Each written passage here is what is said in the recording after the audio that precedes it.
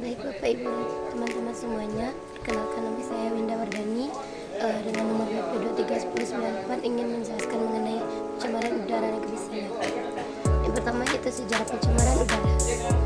Pada tahun 1347, bakteri Yersinia pestis yang dibawa oleh tikus dan disebarkan oleh kutu menyebabkan kematian hitam, wabah penyakit pes. Kondisi yang tidak sehat menyediakan lingkungan yang sempurna bagi bakteri membuktikan untuk berkembang biak. Pada tahun 1800-an, orang-orang mulai memahami bahwa kondisi kehidupan yang tidak bersih dan pencemaran air berkontribusi terhadap epidemi penyakit. Kesadaran baru ini mendorong kota-kota besar untuk mengambil tindakan untuk mengendalikan limbah dan sampah. Nah, pada pertengahan tahun 1850-an, pembuangan limbah utama pertama di Amerika untuk mengolah air limbah, dan tak lama kemudian banyak negara lain di Amerika Serikat mengikuti jejak Chicago. Duduk menjelang akhir abad ke-19, kota-kota industri di seluruh Eropa dan Amerika Serikat mengalami jenis polusi baru, yaitu limbah dari industri dan pabrik.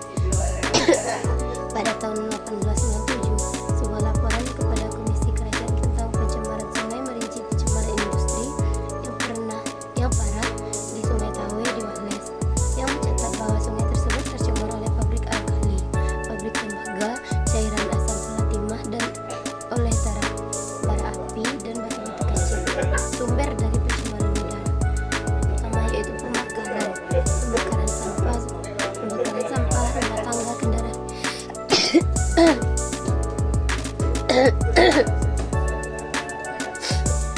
Nah, yang kedua yaitu sumber dari pencemaran udara.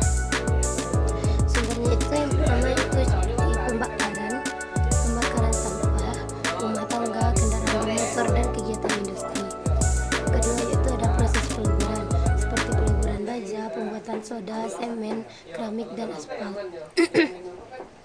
Nah, yang ketiga itu ada pertambangan dan penggalian. Contohnya itu polutan yang dihasilkan, terutama yaitu debu. Pembakaran bahan bakar yang tidak efisien,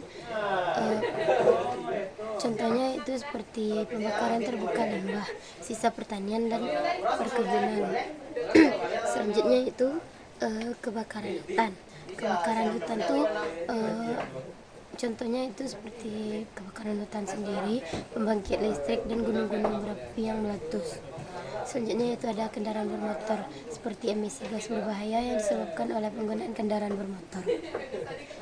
Kegiatan pertanian, emisi amonia, penggunaan insektisida, pestisida, dan pupuk yang berlebihan.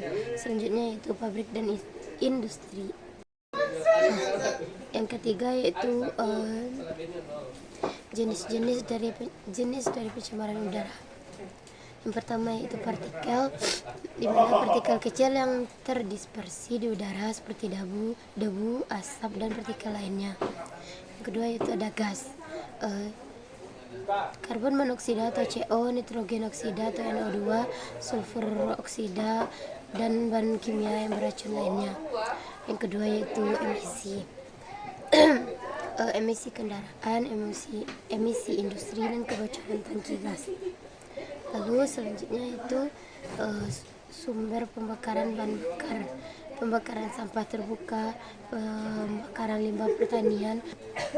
Selanjutnya yaitu jenisnya berdasarkan luas, pencemaran udara lokal, regional, dan global. Lalu selanjutnya ada yang ruangan. Pencemaran udara dalam ruangan terjadi di dalam ruangan. Selanjutnya ada dampak pencemaran udara bagi kesehatan. Yang pertama yaitu bagi kesehatan manusia. Pencemaran udara dapat menyebabkan gangguan pernapasan seperti asma, ispa, dan kanker paru-paru. Lalu selanjutnya itu lingkungan alam. Pencemaran udara dapat membahayakan lingkungan alam dengan menjadi racun bagi tanaman dan pohon yang sensitif. Polutan dalam bentuk hujan dapat merusak habitat dengan mengendapkan asam atau nutrisi berlebih. Kerusakan pada dedaunan dapat terlihat dalam waktu singkat sebagai lesi nekrotik. Selanjutnya yaitu iklim. Pencemaran udara yang dapat menyebabkan suhu rata-rata bumi meningkat. Hal ini menyebabkan kondisi cuaca yang lebih ekstrim. kelima yaitu regulasi pencemaran udara di Indonesia. Di Indonesia, regulasi terkait pengendalian pencemaran udara sangat penting untuk melindungi kualitas udara dan kesehatan masyarakat. Beberapa regulasinya itu antara lain, yang pertama, Peraturan Pemerintah Nomor 41 Tahun 1999 tentang pengelolaan kualitas udara. Regulasi ini mengatur tentang pengelolaan kualitas udara, standar emisi, pemantauan kualitas udara, dan tata cara izin lingkungan terkait udara. Yang kedua, Peraturan Menteri LHK Nomor 31 Tahun 2008 tentang baku mutu emisi sumber tidak bergerak, menetapkan baku mutu emisi bagi sumber-sumber pencemar yang tidak bergerak seperti pabrik. Yang ketiga, Peraturan Menteri LHK Nomor P14 Tahun 2020 tentang Indeks Standar Pencemaran Udara, di mana mengatur mengenai indeks standar pencemaran udara yang digunakan untuk mengukur tingkat pencemaran udara di berbagai wilayah.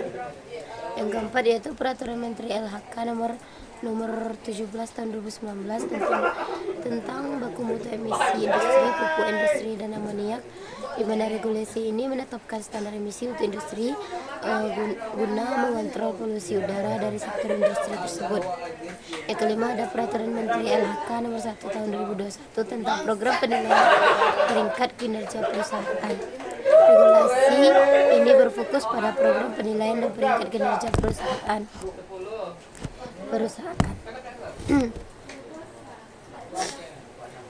Baik, sekian yang dapat saya sampaikan.